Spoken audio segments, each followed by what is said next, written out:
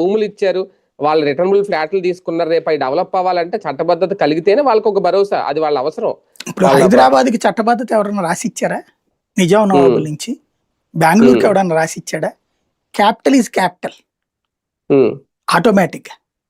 అమరావతికి అది కాబట్టి ఇక్కడ ఏంటంటే నేను మారుస్తానని జగన్ అన్నాడు కాబట్టి దాన్ని టాపిక్ గా తీసుకుంటున్నారు అంతే.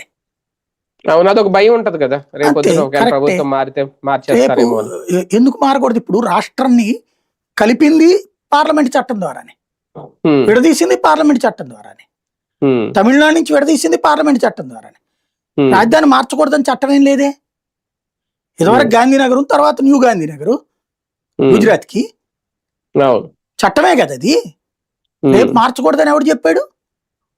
భవిష్యత్తులో ఇక బీజేపీ రాదులే, ఇదే కాంగ్రెస్ రాదులే, అప్పుడు తీసేస్తుంది అనుకుంటే కాంగ్రెస్ కూడా దీన్ని ఒప్పుకుంది కదా అనేది వీళ్ళ లెక్క. అంటే ఒకవేళ నోటిఫై అయిపోయినా మార్చే అవకాశం ఉంటుందా సార్? ఎందుకు మార్చకూడదండి? మళ్ళీ చట్టం చేస్తారు. చట్టం మార్చాలనుకుంటే ఇప్పుడు రాష్ట్రాన్ని కలిసి ఉండాలని చట్టం చేశారు. ఆ రోజున ఇష్టం లేదన్నా సరే బలవంతంగా పెళ్లి చేశారు. తర్వాత బలవంతంగా విడాకులు ఇచ్చారు. నేను వదులురన్నరా బాబో అని ఆంధ్ర వాళ్ళు కొట్టుకున్నా విడదీశారు. అది చట్టమే, ఇది చట్టమే. నువ్వు రాజధాని పెట్టడమో చట్టమే, రాజధాని మార్చడమో చట్టమే. కాకపోతే చెయ్యర్లే, అది ఇప్పుడు హామీనే, అప్పుడు హామీనే.